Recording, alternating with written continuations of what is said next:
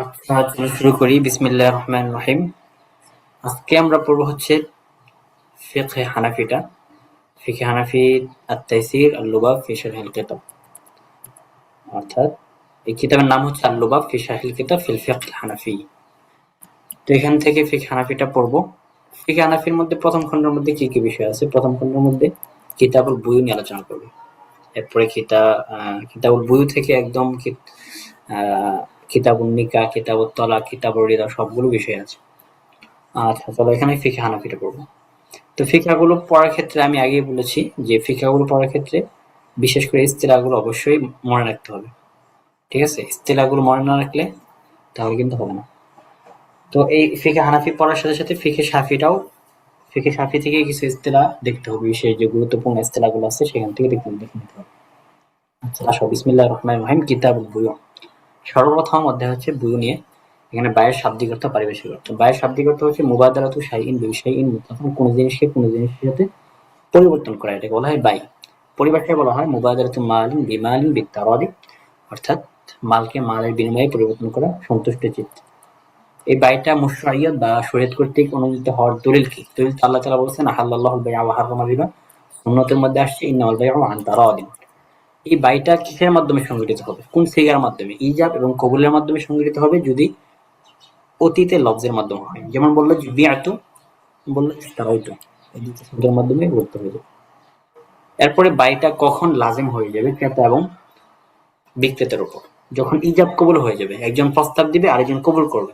যদি বলে বিক্রেতা বলে যে আমি তোমার কাছে এটা বিক্রি করলাম, ক্রেতা বললো যে আমি কবুল করলাম, তাহলে কিন্তু বাইটা আবশ্যক হয়ে যাবে। এরপরে মাবিয়ার সাথে সম্পৃক্ত কিছু বিধিবিধান। মাবি মানে কি? মাবি মানে হচ্ছে পণ্য। যে পণ্যটা আছে সেই পণ্যটাকে বলা হয় মাবি।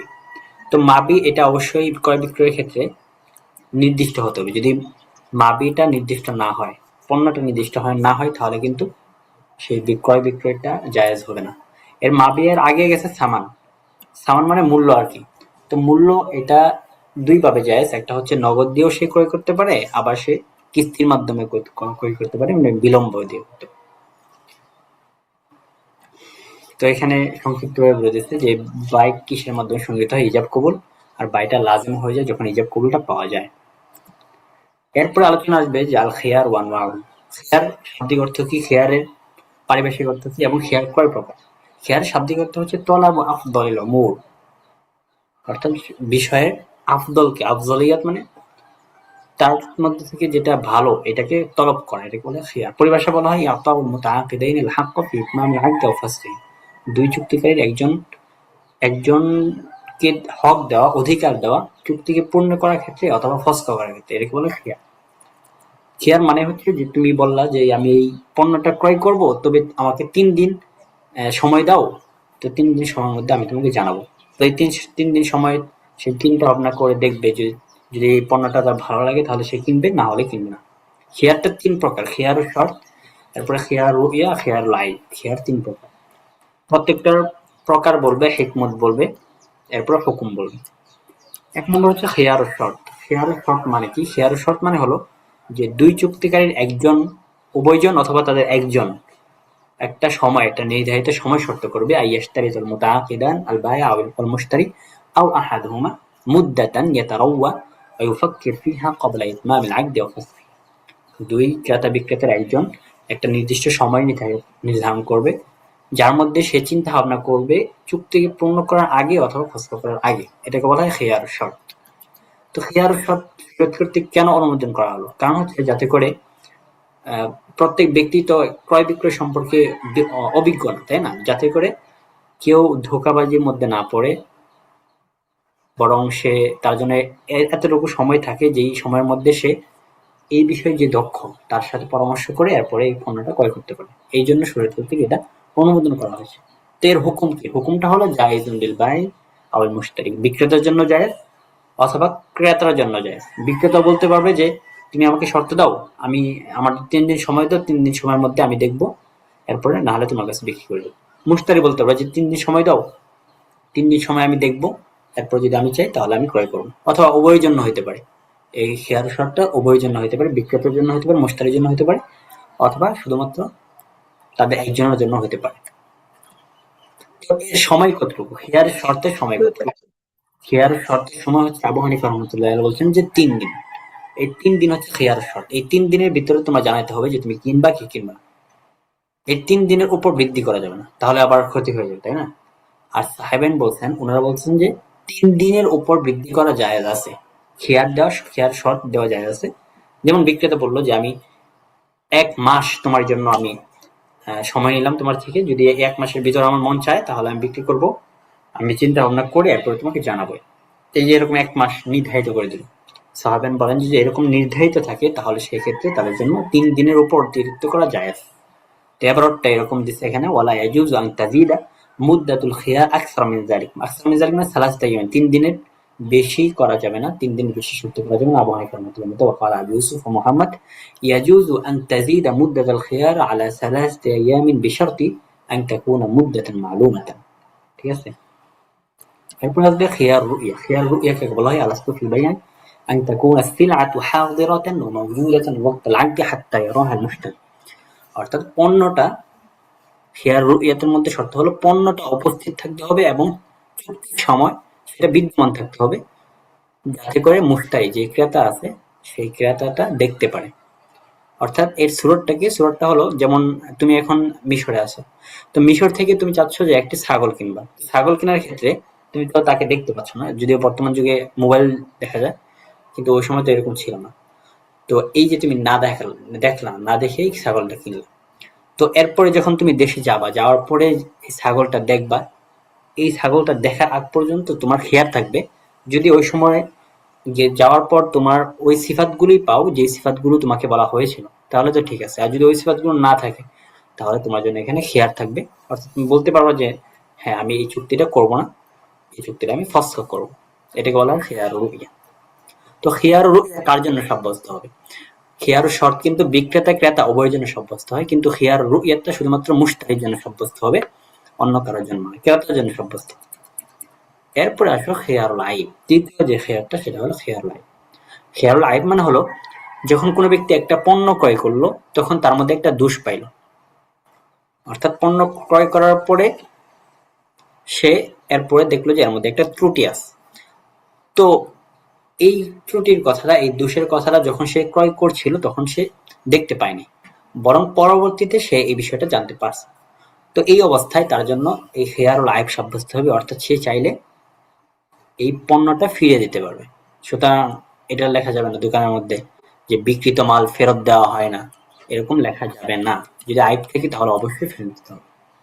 আর এখানে যদি কিছু শর্ত থাকে তাহলে সেই ক্ষেত্রে আবার খেয়ারুল আইবটা সাকেত হয়ে যাবে। যেমন যখন বিক্রেতা বিক্রি করার সময় সে শর্ত করলো যে এই পণ্যটা সমস্ত দোষ ত্রুটি থেকে মুক্ত, আল বাইউ বিশারতিল বারাআ মিনাল আইব। অর্থাৎ ক্রেতাকে বললো যে এই পণ্যের মধ্যে কোনো দোষ নাই, এই শর্ত করে সে বিক্রেতা করলো। এই অবস্থায় মুশতারিও বললো যে হ্যাঁ হ্যাঁ অবশ্যই এর মধ্যে দেখতেছি এই দোষ ত্রুটি কিচ্ছু নাই। তাহলে এই অবস্থায় কিন্তু তার জন্য খেয়ারুল আইব সাব্যস্ত হবে না, সে ইখতিয়ার রাখবে না। 2 নম্বর, যদি মুশতারি এই সিলার মধ্যে আইবটা পায়, অর্থাৎ ক্রয় করে আজহার থেকে কিতাব কিনে নিয়ে আসলাম, তো বাসায় আনার পর দেখলা যে বইয়ের অর্ধেক পেজ পোকায় খাওয়া আর অর্ধেক পেজ হচ্ছে নাই, এরকম একটা আইব পাইলা। তো এই আইবটা পাইলা, এখন তুমি ধরো আওয়াল গামায় থেকে এখন তুমি আজহার মসজিদে আসতেছো। আজহার মসজিদে আসার পথে আরবি অ্যাক্সিডেন্ট করে তোমার বইয়ের একদম কঠিন অবস্থা হয়ে গেছে, বইয়ের মধ্যে আরেকটা দোষ যুক্ত হয়ে গেছে। তো এই অবস্থায় আগে একটা দোষ ছিল, নতুন করে আবার তোমার হাতে একটা দোষ তৈরি হলো, তাহলে এই অবস্থায় তোমার জন্য কিন্তু ফেরত দেওয়ার অধিকার থাকবে না। হ্যাঁ, এই ক্ষেত্রে যদি বিক্রেতা রাজি হয় যে সে আইব সহন নিবে তাহলে ভিন্ন কথা। এটা 2 নম্বর। যে 2 নম্বর কারণ যদি পাওয়া যায় তাহলে সেক্ষেত্রে কিন্তু খেয়ার আইবটা সাকিত হয়ে যাবে। 3 নম্বর হলো ইদা তাসাররাফাল মুশতারি ফি সিলাই। অর্থাৎ বিষয়টা এমন, পণ্যটা এমন যে মুশতারি ক্রেতা ক্রয় করে এনে তার মধ্যে তাসাররুফ করে ফেলছে। তাসাররুফ কিভাবে করছে? যে পণ্যটা আরেকটা নতুন জিনিসে বানিয়ে ফেলছে। যেমন তুমি তুলা কিনা নিয়ে আসছো, তুলা কিনা এরপরে এটার মাধ্যমে জামা বানায় ফেলছে, এরপরে দেখলা যে তুলার মধ্যে তো সমস্যা। অথবা আটা কিনা নিয়ে আসছো, আটা কিনে নিয়ে আসে অর্ধেক দিয়ে রুটি বানাইছো, দেখলা যে আর অর্ধেক পচা। তো এই যে দেখছো একটা জিনিস কিনে এরপরে তুমি সেটাকে আরেকটা জিনিসে রূপান্তরিত করে ফেলছো, তো এই অবস্থায় তোমার জন্য খেয়ারুল আইবটা সাব্যস্ত হবে না। এই তিনটা যদি সব পাওয়া যায় তাহলে সেই ক্ষেত্রে তোমার জন্য এই ইখতিয়ারটা থাকবে না যে তুমি সেখানে দোষ থাকার কারণে তুমি এই জিনিসটা ফেরত দেবে। এটাকে বলা হয় খেয়ারুল আইব। আচ্ছা, এরপরে এখানে আনওয়াউল খেয়ারকে একদম সুন্দরভাবে বক্সের মধ্যে সাজিয়ে দিয়েছে যে আনওয়াউল খেয়ার, খেয়ারুল শর্তি, খেয়ারুল রুইয়া, খেয়ারুল আইব। খেয়ারুল শর্ত এটা বিক্রেতা ক্রেতা উভয়ের জন্য জায়েজ, তার সময় হচ্ছে 3 দিন 3 রাত। 3 দিন 3 রাত না, 3 দিন আবু হানিফা রাহমাতুল্লাহর মতে এর উপর বৃদ্ধি করা যাবে না। সাহাবাগণ বলছেন যে 3 দিনের উপর বৃদ্ধি করা যাবে যদি সময়টা নির্ধারিত থাকে। আর রুইয়াটা শুধুমাত্র মুশতারির জন্যই এই ইখতিয়ারটা থাকবে, বিক্রেতার জন্য এখানে কোনো ইখতিয়ার থাকবে না। এরপর আরেকটা বললো যে খেয়ারুল আইব। খেয়ারুল আইব হলো এমন দোষ যার মাধ্যমে পণ্যটাকে ফেরত দেওয়া হয়। এরপরে বললো যে এই খেয়ারুল আইবটা কি কি কারণে সাকেত হয়ে যাবে। এক নম্বর হলো যদি বিক্রেতা এখানে বারাতে শর্ত করে যে এই পণ্য সমস্ত দোষ ত্রুটি মুক্ত, তাহলে সেক্ষেত্রে কোনো ইখতিয়ার থাকবে না। 2 নম্বর হলো যদি নতুন কোনো আইব এই পণ্যের মধ্যে এসে পড়ে তাহলে সেই ক্ষেত্রে কিন্তু খেয়ারুল আইবটা থাকবে না। 3 নম্বর হলো যদি মুশতারি এখানে আরেকটা জিনিস বানায় ফেলে এই পণ্য দিয়ে, তাহলে সেক্ষেত্রে কিন্তু খেয়ারুল আইবটা থাকবে না। আচ্ছা, এরপরে যে স্রোতগুলো আসবে এই স্রোতগুলো একটু ভালো করে মুখস্থ করতে হবে, কারণ এখান থেকে স্রোতগুলো লিখে দিয়ে এরপর ইল্লত চায়। যেমন দেখো এখানে কিছু বায়ে বাতিল মানে হচ্ছে যার বাইটাই হয় নাই। একটা হচ্ছে বায়ে ফাসিদ। বায়ে ফাসিদ মানে হলো যেখানে বাইটা হয়ে গেছে। তো বায়ে বাতিল এবং বায়ে ফাসিদ আমাদের মনে রাখতে হবে। বায়ে বাতিল মানে হচ্ছে যেখানে বাইটাই হয়নি, আর বায়ে ফাসিদ মানে তার অস্ত্রের মধ্যে, বায়ের অস্ত্রের মধ্যে, বিক্রির অস্ত্রের মধ্যে সমস্যা হওয়ার কারণে মূলত এই বাইটা বা ফাসিদ। কিন্তু মূলগত দিক থেকে এই বায়ে ফাসিদটা কিন্তু হয়ে গেছে, কিন্তু বায়ে বাতিল তার মূলগত দিক থেকে কোনো বাই হয়নি। তো এই বায়ে বাতিলের কিছু স্রোত বলবে। 1 নম্বর স্রোত হচ্ছে বায়উল মাইতাতি ওয়াদ-দামি ওয়াল খামরি ওয়াল খিনজিরি। এই যে মৃত প্রাণী, রক্ত, খমর, খিনজির এগুলোকে বিক্রি করা, এগুলো হচ্ছে বায়ে বাতিল। কেন? বায়ে বাতিল মানে হচ্ছে যে এটার বই কেমন যেন বিক্রি হয়নি। আচ্ছা, এটা অনেক সময় ইল্লত হচ্ছে যে কেন এখানে বাইটা বায়ে বাতিল বলে গণনা করা হলো। তো তোমার এটা লিখতে হবে লিআদামিল মালিয়াতি ইনদানা। এই সমস্ত জিনিস, মৃত প্রাণী, রক্ত, খমর, খিনজির এগুলো আমাদের নিকট মাল নয়। বাই হওয়ার জন্য অবশ্যই সেটা মাল হতে হবে, যেহেতু এগুলো মাল না সুতরাং এটা বাই হবে না। 2 নম্বর হলো বাইউস সামাকি ফিল মাই ক্বাবলা সাইদি। শিকারের পূর্বে পানির মধ্যে মাছকে বিক্রি করা। তো এটা বায়ে বাতিল কেন? লিআন্নাহু বাইউ মা লাইসা ইনদাহু, কেননা এটা হচ্ছে এমন জিনিসের বিক্রি যেটা তার মালিকানায় নেই, যেটা তার কাছেই নেই। রাসূল সাল্লাল্লাহু আলাইহি ওয়াসাল্লাম এটা থেকে নিষেধ করেছেন। 3 নম্বর হলো বাইউ আত-তাইরি ফিল হাওয়াই ক্বাবলা সাইদি। পাখিকে তুমি বিক্রি করলা শিকার করার পূর্বে বাতাসে শূন্যে যেটা উঠছে এটাকে বিক্রি করে দিলা তুমি। এটা বায়ে বাতিল কেন? লিআন্নাল মাবিআ গায়রু মাকদুরিন আলা তাসলিমিহি। কারণ এখানে মাবি মানে পণ্যটা সে অর্পণ করতে অক্ষম, এই কারণে এখানে বায়টা বাতিল। এরপর বায়উন নাতাজ। বায়উন নাতাজ মানে হচ্ছে ওয়াল হামলু আওয়াল জানিন আল্লাযী ইয়াকুনু ফি বাতনিল আমা। চতুষ্পদ জন্তুর পেটে যেই সন্তান থাকে, যেই গাভীর বাচ্চা থাকে সেটাকে বলা হয় নাতাজ। তো এই গাভীর পেটে যে বাচ্চা আছে সেটাকে তুমি গাভী সেটা প্রসব করার আগেই তুমি বিক্রি করে দিলে, তাহলে সেই ক্ষেত্রে সেটা বায়ে বাতিল হবে। কারণ কি? লিআদামি তাহাক্কুকি ওজুদিহি, তার অস্তিত্ব নেই। মাবিটা বলছিলাম যে অস্তিত্ব থাকতে হবে, যেহেতু এটা অস্তিত্বই নেই সুতরাং এটাকে বায়ে বাতিল বলা হয়। এরপর বাইউল লাবান ফিদ দারা, গরুর স্তনে দুধ বিক্রি করা। অর্থাৎ গরুর স্তন থেকে তুমি দুধ দহন না করে তুমি কি করলে সেখানেই বিক্রি করে দেবে। তো এটা হচ্ছে বায়ে বাতিল কেন? লিজাহালাতি মিকদারিহি, তার পরিমাণ কতটুকু, 1 কেজি হবে না 1.5 কেজি হবে এটা জানা না থাকার কারণে। এখানে 5টা বায়ে বাতিল গেল, এগুলোর প্রত্যেকটা কারণটা মুখস্থ রাখতে হবে। এরপরে আসবে বুয়ুউল মাকরুহা কারাহাতুত তাহরিম। কিছু বিক্রি আছে, কিছু ক্রয় বিক্রয় আছে যেগুলো হচ্ছে মাকরুহে তাহরিমি। যেমন 1 নম্বর বিক্রি হচ্ছে আন-নাজাশ। আন-নাজাশু এর পরিচয়টা মনে রাখতে হবে। আইয়াজিদা শাখসুন ফি সামানি সিলাতি ওয়া হুয়া লা ইউরিদু শিরা লিইউরাদ্দিবা গায়রাহু। অর্থাৎ কোন ব্যক্তি পণ্যের দামের মধ্যে বৃদ্ধি করবে কিন্তু তার এখানে ক্রয়ের নিয়ত থাকবে না, বরং সে অন্যকে আগ্রহী করার উদ্দেশ্যে মূলত এখানে বলবে। অর্থাৎ যেমন একজন ব্যবসায়ী আরেকজন ব্যক্তির সাথে এর ব্যাপারে একমত হলো যে তুমি যখন মুশতারি ক্রেতা উপস্থিত হবে তখন এসে এই পণ্যের দামটা বাড়ায় দিবে যাতে করে সে ক্রয়ের ব্যাপারে আগ্রহী হয়। এরকম যদি একমত হয় তাহলে সেক্ষেত্রে কিন্তু এটা মাকরুহে তাহরিম হবে এই বাইটা। এরপরে আল বাইউ ইনদাল আযান জুমাতুল উলা, জুমার প্রথম আযানের সময় ক্রয় বিক্রয় করা, এটাও মাকরুহে তাহরিম। এখন একটা বাই বাতিল এবং মাকরুহাতের মধ্যে পার্থক্য কি? তো পার্থক্যটা আগে বলেছি, আন্নাল বুয়ু আল বাতিল লা তাসিহু আসলান, বাই বাতিল এটা মূলগত দিক থেকে এর বাই হবে না, বিক্রি ক্রয় বিক্রয় হবেই না, কেমন যেন হবে না। আর আমার মাকরুহাত পক্ষান্তরে বায়ে মাকরুহা যেগুলো আছে সেগুলো মাকরুহে তাহরিমের সাথে সহি হয়ে যাবে, তবে সেক্ষেত্রে সে গুনাহগার হবে।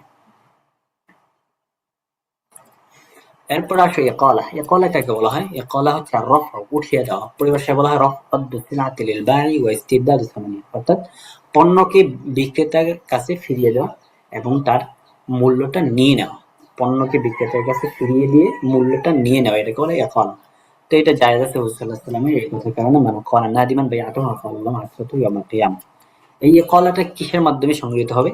ইকালা সংগৃহীত হবে প্রত্যেক এমন লফজ ইয়াদুল্লু আলাল ফাসখি ওয়া ইরাদাতি রাফিল আইব, চুক্তিকে উঠিয়ে দেওয়ার ইচ্ছা যে সমস্ত লফজগুলো ব্যবহার করা হয় সেগুলোর মাধ্যমে মূলত ইকালা সংগৃহীত হবে। এরপর আসো আকসামুল বাই'i বি'আতিবারি সামান আল্লাযী ইয়াত্তাফিকু আলাইহিল মুতাবায়িআন। এখানে কয়েকটা ক্রয় বিক্রয়ের প্রকার বলবে। কিসের এতেবারে? ওই মূল্যের এতেবারে যে মূল্যের উপর দুই চুক্তিকারী ব্যক্তি একমত হয়েছে। এক নম্বর হচ্ছে বাই'আল মুসাওয়ামা। বাই'আল মুসাওয়ামা কাকে বলা হয়? মুসাওয়ামা হচ্ছে মুলামুলি করা, দর কষাকষি করা, এটাকে বলে মুসাওয়ামা।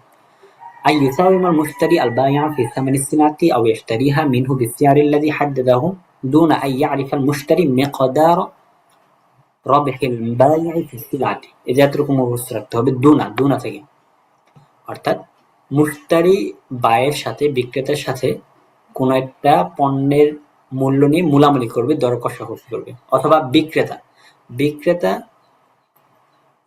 কষাকষি করবে বিসিআরিল্লাযী, ওই মূল্য নিয়ে যা সে নির্ধারণ করবে। এক কথায় ক্রেতা এসে বিক্রেতার কাছে পণ্যের মূল্য নিয়ে দর কষাকষি করবে এবং সে এই ক্ষেত্রে দুজনের মধ্যে থেকে একজন মূল্যটা নির্ধারণ করবে, নির্ধারণ করবে। ধরুন ২০ টাকা বলছে, তো সবাই দুজনে বললো যে না আমি ১৫ টাকা দেব, তো আচ্ছা ঠিক আছে ১৫ টাকা নির্ধারণ করো। তো এই ক্ষেত্রে মুশতারি বিক্রেতার এখানে কয় টাকা লাভ হয়েছে এটা জানা থাকবে না, এই কথাটা মনে রাখতে হবে। দুনা ইয়ারিফুল মুশতারি, মুশতারি এখানে জানবে না যে বিক্রেতা এই পণ্যের মধ্যে কত টাকা লাভ করতেছে, এটাকে বলা হয় বাইউল মুসাওয়ামা। আরেকটা আছে বাইউল মুরাবাহ। বাইউল মুরাবাহ মানে أن يبيع السلعة بزيادة محددة على الثمن الذي اشتراها به كأن يقول البائع للمشتري، অর্থাৎ বিক্রেতা ওই পণ্যটা বিক্রি করবে, ওই পণ্যটা সে যে দামে করেছে তার থেকে নির্দিষ্ট একটা দামে, অতিরিক্ত দামে বিক্রেতা ওই পণ্যটা বিক্রি করবে, সে যেই দামে ক্রয় করেছে তার থেকে বাড়িয়ে নির্দিষ্ট একটা বৃদ্ধি দামে বিক্রি করবে, এটাকে বলা হয় বাইউল মুরাবাহ। তবে এই ক্ষেত্রে একটি শর্ত থাকবে। শর্তটা কি? শর্ত থাকবে যে এখানে বিক্রেতার কত টাকা লাভ হচ্ছে এটা বলে দিতে হবে। যেমন বিক্রেতা ক্রেতাকে বলবে যে আমি এই পণ্যটা ১০ পাউন্ডের মাধ্যমে ক্রয় করেছি আর আমি তোমার কাছে বিক্রি করতেছি ১৫ পাউন্ড, তো এখানে বোঝা যাচ্ছে যে ৫ পাউন্ড সে লাভ করছে, এটাকে বলা হয় বাইউল মুরাবাহ, অর্থাৎ যে ব্যয়ের মধ্যে তার লভ্যাংশটা জানা থাকবে। ৩ নম্বর হচ্ছে বাইউত তাওলিয়া। বাইউত তাওলিয়া মানে কি? বাইউত তাওলিয়া মানে হচ্ছে ইয়াবিআ সিলআতা বিনাফসি সামানি আল্লাযী ইশতারাহা বিহি মিন গায়রি জিয়াদাতিন, অর্থাৎ পণ্যটা যেই দামে বিক্রেতা ক্রয় করেছে হুবহু সেই দামেই ক্রেতার কাছে বিক্রি করা, এখানে কোনো নির্দিষ্ট কোনো লাভ থাকবে না। যেমন বিক্রেতা ক্রেতাকে বলবে যে আমি এটা ১০ দিরহামে ক্রয় করেছি, আমি তোমার কাছে ১০ দিরহামে বিক্রি করলাম, এটাকে বলা হয় বাইউত তাওলিয়া। এই বিক্রিগুলো এই মনে রাখতে হবে, বাইউল মুসাওয়ামা, বাইউল মুরাবাহ, বাইউত তাওলিয়া কাকে বলা হয়। পরীক্ষার মধ্যে অনেক সময় চায় এগুলো। এরপরে আসবে বাবুর রিবা। তো রিবার শাব্দিক অর্থ হচ্ছে মুতলাকুজ জিয়াদা। পরিভাষায় বলা হয় আয-জিয়াদাতুল মাশরুতাতু ফিল আইব, চুক্তির মধ্যে শর্তকৃত অতিরিক্ত দাম। যেমন কেউ বলল আইয়াফতারিতু আহাদুল মুতাআকিদাইন আলাল আখার জিয়াদাতান ফি আহাদিল বাদালাইন আল মুতামাসিলাইন মিন গায়রি আন ইউকাবিলা হাযিহি জিয়াদাতু ইওয়াদান। একজন চুক্তিকারী আরেকজনের উপর শর্ত করলো যে দুই মুতামাসিল বদলের একটার উপর একটু বৃদ্ধি করে দিতে হবে, এখানে এই বৃদ্ধির মোকাবেলায় কোনো বিনিময় থাকবে না, এটাকে বলা হয় রিবা। তো রিবা তো এটা হারাম, মুহাররামুন বিল কিতাবি ওয়াস সুন্নাতি ওয়া ইজমাইল উম্মাহ, হাদিসের মধ্যে আসছে, কোরআনের মধ্যে আসছে। এখন এই রিবাটা কোন কোন জিনিসের মধ্যে হতে পারে? রিবাটা হয় আল্লাতী তুকালু ওয়া তুজানু, ওজনকৃত এবং পরিমাপকৃত বিষয়ের মধ্যে রিবাটা সাধারণত হয়। যেমন এর মধ্যে আছে হচ্ছে কুমহি ওয়াশ-শাঈরি ওয়াত-তামারি ওয়াজ-জাবিবি সবগুলোর মধ্যে কিন্তু রিবাটা হবে। তাছাড়া এগুলো ওজন করা হয়। আর পরিমাপ করার মধ্যে আছে যাহাব, ফিদ্দা, হাদিদ, নুহাস এগুলো পরিমাপ করা হয়, এগুলোর মধ্যে কিন্তু রিবা হবে। পক্ষান্তরে যে সমস্ত বিষয়, যে সমস্ত জিনিস পরিমাপ করা হয় না, ওজন করা হয় না, সেগুলোর মধ্যে কিন্তু রিবা হবে না। যেমন বাইত, ডিম, তারপরে আছে কুমাশ, তুলা। এখন আসো এই রিবা যে হারাম এর ইল্লত কি? ইল্লত হলো আল কাইলু আল ওয়াজনু মাআল জিনস। এটা হলো ইল্লত আমাদের মধ্যে। আল কাইলু আল ওয়াজনু মাআল জিনস। অর্থাৎ ওজন যদি জিনসের সাথে অথবা কাইল যদি একই জিনসের সাথে মিলে যায় তাহলে সেই ক্ষেত্রে মুতামাসিল করতে হবে, তামাসুল করতে হবে, তাকাবুজ করতে হবে। তামাসুল মানে যতটুকু দিয়ে তুমি জিনিসটা নিবা ততটুকু তোমার হুকুকে দিতে হবে এবং নগদ হতে হবে, তাকাবুজ। যদি এই দুইটা শর্ত পাওয়া যায় তাহলে সেই ক্ষেত্রে এখানে রিবা হবে না। অর্থাৎ তুমি আহ, গম বিক্রি করলা সেক্ষেত্রে 10 কেজি তুমি দিলা আর 10 কেজি সে দিল, তাহলে সেক্ষেত্রে একটা জিনিস সমান সমান হতে হবে। 12 কেজি 10 কেজি এরকম যদি হয় তাহলে সেক্ষেত্রে দিবা হয়ে যায়। এমনিভাবে নগদ দিতে হবে, এখানে কোনো বাকি রাখা যাবে না। এমনিভাবে স্বর্ণ, স্বর্ণ সে 12 তোলা দিল, তুমি 10 তোলা দিলা, তাহলে সেক্ষেত্রে আবার এটা রিবা হয়ে যাবে।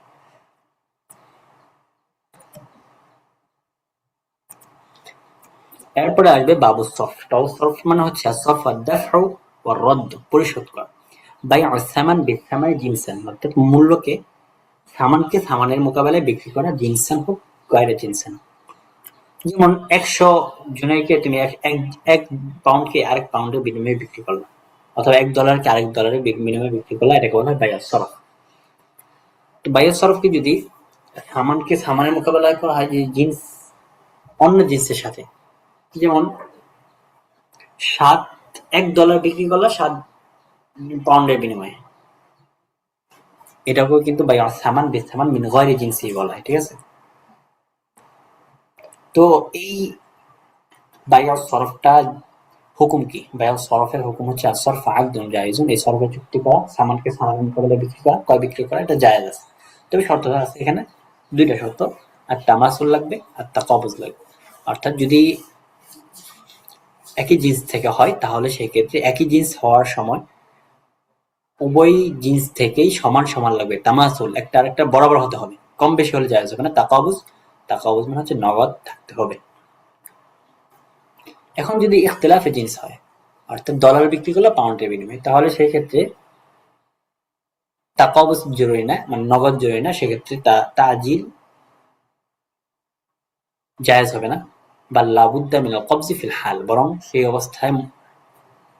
আচ্ছা, এখান থেকে আরেকটু বলি।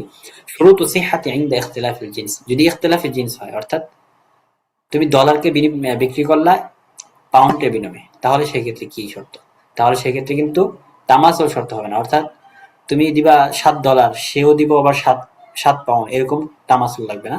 বরং সেক্ষেত্রে তাফাজুল জায়েজ, কম বেশি করা জায়েজ আছে, তাই না? না হলে তো আবার সমস্যা হয়ে যাবে।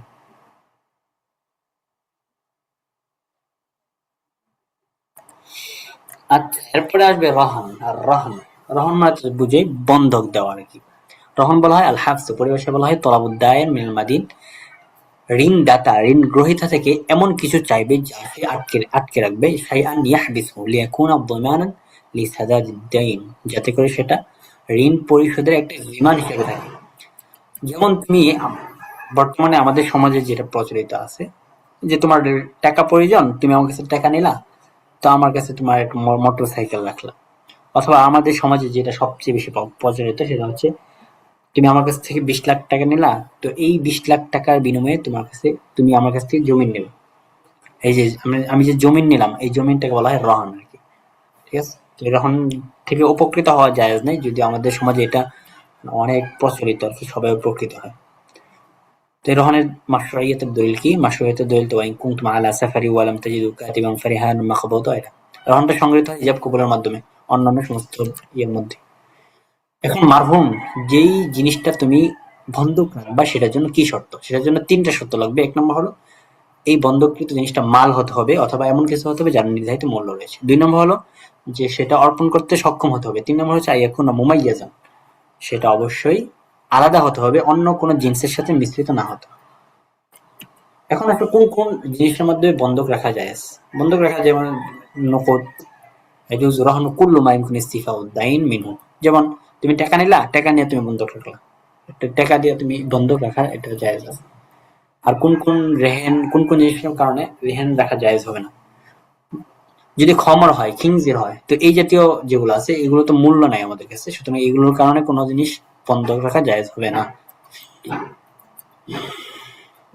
এরপরে এখান থেকে আহকামুর রহন, রহনের কিছু হুকুম আহকাম বলছে।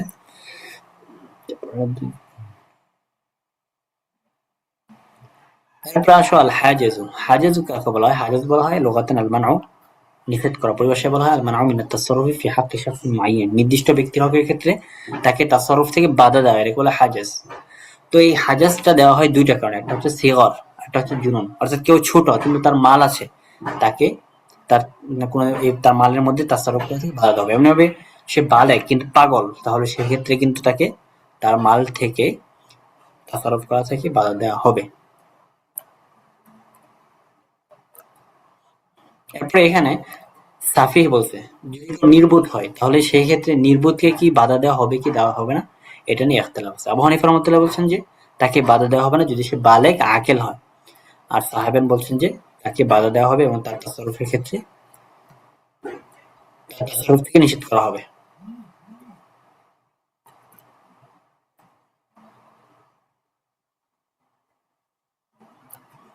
এরপরে আসবে কিতাবুল ইজারা।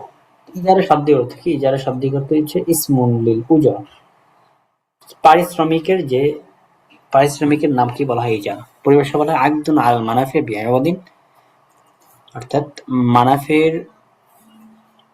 যে চুক্তি বিনিময়ের মাধ্যমে হয়ে থাকে সেটাকে বলা হয় ইজারা। তো ইজারা সহি হওয়ার জন্য কি কি শর্ত? ইজারা সহি হওয়ার জন্য দুইটা শর্ত লাগবে। এক নম্বর হচ্ছে আন তাকুনাল মানাফিউ মালুমাতান, মানাফিটা নির্দিষ্ট হতে হবে, যে তুমি এই স্থান থেকে এই স্থান পর্যন্ত ব্যবহার করতে পারো, ঠিক আছে, এরকম নির্দিষ্ট থাকতে হবে। দুই নম্বর শর্ত হলো আন তাকুনাল উজরাতু মালুমাতান, উজরতটা পারিশ্রমিকটা নির্দিষ্ট হতে হবে। এখন কোন কোন জিনিস ভাড়া দেওয়া যাবে এগুলো তো জানার কথা, যে মনজিল, বসবাসের জন্য ঘর, দোকান, এই জাতীয় জিনিস ভাড়া দেওয়া যাবে। আচ্ছা, এরপরে যে বিষয়টা বলছে এখান থেকে আনওয়াউল উজারাই ওয়া মা ইয়াতাআল্লাকু বিহি মিন আহকামিন, এখান থেকে বলছে যে আজির মানে শ্রমিক দুই প্রকার, শ্রমিক আজির মুশতারাক আর একটা হচ্ছে আজির খাস। তো আজির মুশতারাক কাকে বলা হয় এবং সে কখন এই বিনিময়ের হকদার হবে, আজির খাস কাকে বলা হয় এবং তার বিনিময়ের হক কখন, এটা বলা হবে। আজির মুশতারাক বলা হয় মা ইউস্তাজারু লিআমালিন মুআয়্যানিন ওয়া ইয়ামালু জামিউন নাস, অর্থাৎ নির্দিষ্ট একটা কাজের জন্য যাকে ভাড়া করা হয় এবং সে সমস্ত মানুষের কাজ করে, কোনো নির্দিষ্ট ব্যক্তির জন্য খাস না। যেমন ধরো নাজ্জার, কাঠমিস্ত্রি, হাদ্দাদ, কামার, খৈয়াত, এরা নির্দিষ্ট একটা কাজের জন্য কিন্তু তারা কাজ করে। তো এরা কোনো নির্দিষ্ট ব্যক্তি হিসেবে নির্দিষ্ট না, বরং কাজ হিসেবে নির্দিষ্ট। তো তাদের পারিশ্রমিক হকদার কখন হবে? তারা পারিশ্রমিক হকদার হবে যখন তারা কাজ থেকে ফারেক হবে, তখনই তারা পারিশ্রমিক হকদার হবে। এরপরে দ্বিতীয় প্রকার হচ্ছে আজিরা খাস। আজিরা খাস মানে কি? আজিরা খাস মানে হচ্ছে যে নির্দিষ্ট একটা কাজ কোনো একটা নির্দিষ্ট ব্যক্তির জন্য যে কাজটা করে নির্দিষ্ট সময়। যেমন তুমি বিয়ে করলা, বিয়ে করার সময় একজন রাঁধুনি রাখলা, তো এই রাঁধুনি কিন্তু এই যে খাবারের মুনাসাবাত অনুযায়ী সে তোমার জন্য ভাড়া হিসেবে এসেছে, এটা বলা হয় আজিরা খাস। তো আজিরা খাস তার পারিশ্রমিককে কখন হকদার হবে? যখন সে নিজেকে অর্পণ করে দিবে এই সময়ের মধ্যে, তখনই সে এই উজরতের বা পারিশ্রমিকের হকদার হয়ে যাবে। এরপরে এই যে ইজারত যেটা আছে, ভাড়া যেটা আছে, এই ভাড়াটা কখন শেষ হবে? এই ভাড়াটা শেষ হবে যে কোনো চুক্তির আকদল ইজারাটা শেষ হবে তিনটা জিনিস পাওয়া গেলে। এক নম্বর হচ্ছে যদি নির্ধারিত সময় শেষ হয়ে যায়, যেরকম মিশরের মধ্যে ১ বছর, ১ বছর সময়ের পরে ইজারাটা শেষ হয়ে যায়। এরপর ২ নম্বর হলো যদি দুই চুক্তিকারী কোনো একজন মারা যায়। ৩ নম্বর হলো আল আযারু তারিউ আল মুজিবাতু লিদ-দার, অর্থাৎ বাড়ির মধ্যে এমন হয়েছে যে সেটা তোমার ক্ষতির আশঙ্কা আছে। যেরকম আমাদের বাসা, আগে যে বাসায় ছিলাম ১ মাস আগে, বাসার এই অবস্থা মনে হয় যে সবসময় লড়ে আর কি। তো এরকম যদি হয় তাহলে সেক্ষেত্রে কিন্তু ভাড়াকে তুমি ভাঙতে পারো না। আমাদের ওই বাসার ভাড়া ছিল হচ্ছে অক্টোবর পর্যন্ত, কিন্তু আমরা ওইটা আকদল ইজারাটা ফসল করে দিয়ে আমরা চলে আসছি বাসার দুর্বলতা দেখে। এরপরে আসো কিতাব সুফা। সুফা থেকে বলা হয় সুফা তো দম, পরিভাষায় বলা হয় তামাল্লুকুল আকারিল মাবিয়া মিন মুশতারিহি বিনাফসি সামানিল লাযী ইশতারাহু, অর্থাৎ পণ্য জমির মালিক হওয়া মুশতারি থেকে, ক্রেতা থেকে হুবহু ওই মূল্যের মাধ্যমে, যার মাধ্যমে সে ক্রয় করেছে। যেমন তুমি একটা বিল্ডিং এর মালিক, তোমার বিল্ডিং এর পাশেই আরেকটা বাড়ি আছে, তো এই বাড়িটা বা এই জমিটা ওই বাড়ির মালিক বিক্রি করে দিয়েছে আরেকজন ক্রেতার কাছে। তো এই অবস্থায় তুমি সুফার ভিত্তিতে তার কাছ থেকে, ওই ক্রেতার কাছ থেকে হুবহু ওই মূল্যের মাধ্যমে তুমি ক্রয় করতে পারো, এটাকে বলা হয় সুফা। তো সুফাটা জায়েজ এটা। এখন আসলে সুফাটা কিসের মাধ্যমে সাব্যস্ত হয়? সুফাটা সাব্যস্ত হয় জমিনের মধ্যে, আর শারিকাতু ফিল আকারি। এরপরে শারিকাতু ফিল হুকুকিল খাসসা কাত্তারিকুল খাসসি, অর্থাৎ জানালা ছাড়া বিশেষ একটা পথ। এরপর আল জিওয়ার। এই তিনটা পদ্ধতিতে মূলত সুফাটা সাব্যস্ত হয়। সুফাটা সাব্যস্ত কার জন্য হয়? সুফাটা সাব্যস্ত হয় যে তার শরিক অথবা যে তার প্রতিবেশী, তার জন্য সুফাটা সাব্যস্ত হয়। সুফাটা কোন কোন বিষয়ের মাধ্যমে সহি হবে? এক নম্বর হচ্ছে আকর মধ্যে, জমিনের মধ্যে। পক্ষান্তরে গাড়ি, জাহাজ, ফল ফলাদি এগুলোর মধ্যে কোনো সুফা সাব্যস্ত হবে না। সুফা একটা কিসের মাধ্যমে সাকিত হয়ে যাবে? এক নম্বর হলো আর তানাজুল আনহা বাদা সুবুতিহা, অর্থাৎ সুফাটা সাব্যস্ত হয়েছে, তুমি জানলা, জানার পরে সে সাব্যস্ত হওয়ার পরে তুমি বলো যে না কিন্তু। দুই নম্বর হলো তাখির ও মুতালাব, যদি ওজোর ছাড়া কোনো এখানে তলবকে তুমি তাখির করো তাহলে সেই ক্ষেত্রে সুফাটা সাকিত হয়ে যাবে। তিন নম্বর হলো মাউতুফ শাফি, শফি যে আছে, যে সুফা দাবি করবে, শফি যদি মারা যায় বিক্রির পরে, তাহলে সেই ক্ষেত্রে কিন্তু সুফাটা বাতিল হয়ে যাবে। এরপর আসে কিতাব ও শারিকা। শারিকা শব্দ অর্থ কি? শারিকা মানে হচ্ছে আল খুলতাত, মিশ্রণ। পরিভাষায় বলা হয় ইখতিসাসু ইসনাইন আও আকসার ফি শাইইন ওয়াহিদিন, দুই বা দুইয়ের অধিক একটা জিনিসের মধ্যে শরিক হওয়া, এটাকে বলা হয় শারিকা। তো এই শারিকার প্রকার আছে, শারিকার দুই প্রকার, শারিকা আমলাক, এটা হচ্ছে শারিকা উকুদ। পরিচয় বলবে শারিকা আমলাক কাকে বলা হয়। শারিকা আমলাক বলা হয় যেখানে আইয়াম তালিকা রাজুলান আও আকসার শাইআন মিন গায়রি আকদি শিরকাতি বাইনাহুমা, অর্থাৎ দুইজন বা দুইয়ের অধিক ব্যক্তি কোন একটা জিনিসের মালিক হলো, সেখানে তাদের মাঝে কোনো শিরকত ছিল না, অংশীদারিত্ব ছিল না। যেমন তুমি কোনো কিছু সম্পদের মালিক হলো ওয়ারিশ সূত্রে, তাহলে সেই ক্ষেত্রে তুমি এবং তোমার ভাই মালিক হবা, এখানে কোনো তোমাদের মধ্যে শিরকত নাই, তুমি ওয়ারিশ সূত্রে সম্পদ পাইলে, এটাকে বলা হয় শিরকাত আমলাক। তো এর হুকুম কি? এর হুকুম তো জায়েজ, এবং সেক্ষেত্রে একজনের জমিতে আরেকজন হস্তক্ষেপ করতে পারবে না, এটা হচ্ছে হুকুম। এরপরে শিরকাতুল উকুদ। শিরকাতুল উকুদ এটা চার প্রকার: শিরকাতুল মুফাওয়াদা, শিরকাতুল আইনান, শিরকাতুল সনায়া, শিরকাতুল উজুব। প্রত্যেকটার প্রকার পরিচয় দেখা। শিরকাতুল মুফাওয়াজা কাকে বলা হয়? শিরকাতুল মুফাওয়াজা বলা হয় আইয়াশতারিকা রাজুলান ফায়াতাসাওয়া ফি মালিহিমা ওয়া তাসাররুফিহিমা ওয়া দীনিহিমা, অর্থাৎ দুইজন লোক শরিক হবে একটা মালের মধ্যে, এবং তারা সেই ক্ষেত্রে মালের মধ্যে শরিক হবে, তাসাররুফের ক্ষেত্রে এবং ঋণের ক্ষেত্রে। তাদের প্রত্যেকের উপর ঋণ এবং এই ক্ষেত্রে এই মালের মধ্যে হস্তক্ষেপ করার ক্ষমতা, এবং মালের মধ্যে সবার বরাবর থাকতে হবে, অর্থাৎ সে ১,০০০ দিবে, আমি ১,০০০ দিবে, এরকম থাকতে হবে। যদি এরকম থাকে তাহলে সেটাকে বলা হয় শারিকাতুল মুফাওয়াদা। আরটা হচ্ছে শিরকাতুল আইনান। শিরকাতুল আইনান মানে হচ্ছে যে কোনো ব্যক্তি, দুই বা দুইয়ের অধিক ব্যক্তি তাদের সম্পদের কোন একটা জুজের মধ্যে শরিক হবে, সেটাকে বলা হয় শিরকাতুল আইনান। যেমন তুমি দিলা ১০০ আর আমি দিলাম ২০ টাকা, এটাকে বলা হবে শিরকাতুল আইনান। আরেকটা আছে শিরকাতুল সনায়া। শিরকাতুল সনায়া মানে হচ্ছে যে কোনো একটা কাজের মধ্যে দুই বা দুইয়ের অধিক শরিক থাকবে, এবং এই সারাদিনে যত ক্রয় বিক্রি হবে, এই ক্রয় বিক্রয়টা দিন শেষে তার মাঝে ভাগ হবে, বা কোন কাজ বুবাই না হবে। ঠিক আছে? যেমন এক পেশার মানুষ, কাঠমিস্ত্রি, সারাদিন আজকে ঘুরে ফিরে কাজ টাজ করলো, তো এই কাজ টাজ করার পরে দিন শেষে যত টাকা আসবে সবগুলো দুজনের মধ্যে ভাগ করা হবে, এটাকে বলা হয় শিরকাতুল সনায়া। এরপর আছে শিরকাতুল উজু। শিরকাতুল উজু মানে হচ্ছে দুজন ব্যক্তি, তাদের কাছে কোনো মাল নাই কিন্তু তাদের ফেস ভ্যালু আছে। তো এই ফেস ভ্যালু থাকার কারণে, মানে ফেস ভ্যালু মানে লোকদের কাছে পরিচিতি আছে, তো এই পরিচিতি থাকার কারণে মূলত তারা তাদের কাছে মাল না থাকা সত্ত্বেও তারা পণ্য ক্রয় করে, এরপরে তাদের মাঝে লভ্যাংশ হবে, সেই লভ্যাংশটা তাদের দুজনের মধ্যে ভাগ করা হবে, এটাকে বলা হয় শিরকাতুল উজু।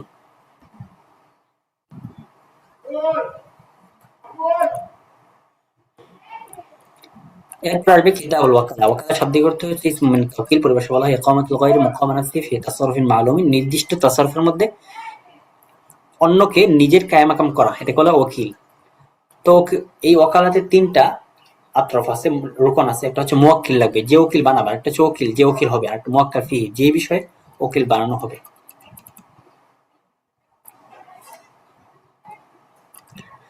এরপরে এখানে ওয়াকালাত বাতিল করার জন্য ৪টা শর্ত লিখছে। এক নম্বর হচ্ছে মাউতুল মুওয়াক্কিল, যে বিষয়ে তোমার উকিল বানানো হয়েছে, যদি যে বানাইছে সেই যদি মারা যায় তাহলে সেক্ষেত্রে কিন্তু ওয়াকালাতটা বাতিল হয়ে যাবে। ২ নম্বর হলো জুনুনুল মুওয়াক্কিল, মুওয়াক্কিল পাগল হয়ে গেল, অথবা উকিল মারা গেল অথবা পাগল হয়ে গেল, অথবা মুয়াক্কিল নিজেই সেই টাস্কটা যে ব্যাপারে তোমাকে উকিল বানাইছে সেই ব্যাপারে যদি টাস্কটা শুরু করে দেয়, তাহলে সেক্ষেত্রে ওয়াকালাতটা বাতিল হয়ে যাবে।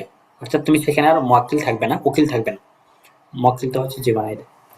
এরপর আসবে ওদিয়াত। ওদিয়াত মানে হচ্ছে আত্মার্ক, পরিত্যাগ করা। পরিভাষায় বলা হয় তাসলিতুল গায়রি আলা হিফজি মালিহি, অর্থাৎ অন্যকে তার নিজের মালের সংরক্ষণের ব্যাপারে যে দায়িত্বটা দেওয়া হয় সেটাকে বলা হয় ওদিয়াত। অর্থাৎ আমানত আমরা যেটাকে বলি, একজন ব্যক্তি তার কিছু মাল রয়েছে, সে আরেকজনের কাছে কিছু টাকা আমানত রাখলো, সেটাকে বলা হয় ওদিয়াত। তো ওদিয়াতটা সে নিজেও হেফাজত করতে পারে, অথবা তার সন্তানদের মধ্যে থেকে একজনকে আদেশ করবে, অথবা তার স্ত্রীকে আদেশ করবে, এক্ষেত্রে কোনো সমস্যা নেই।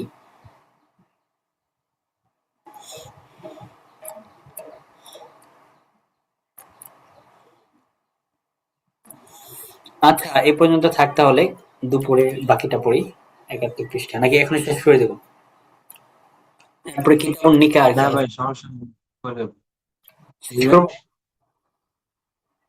না না, সমস্যা নেই, নাকি শেষ সমস্যা? করে দিন। শেষ করে দিই, হ্যাঁ। জি। আচ্ছা, এরপরে আসবে কিতাবুন নিকাহ। নিকাহের শাব্দিক অর্থ হচ্ছে আদ-দাম্মু ওয়াল জামউ। তারপর পরিভাষায় নিকাহ কাকে বলা হয়? আকদুন ইউফিদু হিল্লা ইসতিমতা'আর রাজুলি বিল মারআতি, অর্থাৎ এমন চুক্তি যেটা পুরুষকে মহিলার সাথে, মহিলাকে ভোগ করার হালালের ফায়দা দেয়, এটাকে বলা হয় নিকাহ। তো এটা কোরআন এবং হাদিসের মাধ্যমে এটা জায়েজ। ফানকিহু মা তাবা লাকুম মিনান নিসা ইয়া মাশারাশ শাবাব মান ইসতাতা মিনকুম বা'আতা ফালাতাযাওয়াজ। তো এই নিকাহটা সংগৃহীত হবে কোন লফজের মাধ্যমে? দুইটা মাজি লফজের মাধ্যমে, যেমন যাওয়াজতুকা ইবনাতি, তারপরে প্রস্তাব গ্রহণকারী বলবে কাবিলতু, ঠিক আছে? উভয়টা কিন্তু মাজির সিগা। তো এই নিকার ক্ষেত্রে দুইজন সাক্ষী লাগবে অবশ্যই। তো এই সাক্ষীদের জন্য কি শর্ত? ইশতারাতু ফি নিকাহির রাজুলি ওয়াল মারআতি হুদুরু শাহিদাইনি। তো এই সাক্ষীর জন্য কি শর্ত? এক নম্বর শর্ত হলো আয়াকুনু মুসলিমাইনি, দুজন মুসলিম হতে হবে। দুই নম্বর হলো উভয় সাক্ষী যারা আছে বালেগ আকিল হতে হবে। তিন নম্বর হলো এই চুক্তিকারীর কথাগুলো শুনতে হবে। চার নম্বর হলো যে আকদের সিগার অর্থ কি এটা বুঝতে হবে। এই চারটা শর্ত যদি পাওয়া যায়, তাহলে সেই ক্ষেত্রে উভয়জন সাক্ষী হতে পারবে। এরপরে বলবে আর মুহাররামাত মিনান নিসা, মহিলাদের মধ্যে থেকে কিছু মহিলা আছেন যারা পুরুষদের জন্য বিবাহ করা হারাম। তো এই মুহাররামাতকে দুই ভাগে ভাগ করা হয়, একটা হচ্ছে আল মুহাররামাতু হুরমাতুন মুআব্বাদাতুন, আর একটা হচ্ছে আল মুহাররামাতু হুরমাতুন মুআক্কাদাতুন। মুহাররামাতে হুরমাতুন মুআব্বাদা মানে হচ্ছে যেটা চিরস্থায়ীভাবে যে মহিলারা তোমার জন্য হারাম। তো এই চিরস্থায়ীভাবে কোন কোন মহিলা হারাম, এটা হচ্ছে তিন প্রকার।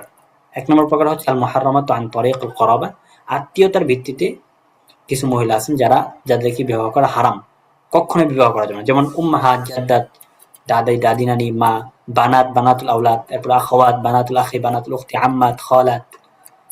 এরপর দ্বিতীয় প্রকার হলো যার মুহাররামাতু বিসাবাবির রাদাআতি। দ্বিতীয় প্রকার যারা হারাম চিরস্থায়ীভাবে, সেটা হচ্ছে দুধ পান করার কারণে যারা হারাম। এরকম আছে দুইজন মহিলা, আল উম্মু মিনার রাদাআতি হৃদয় মা, আল উখতু মিনার হৃদয়াতি হৃদয় বোন।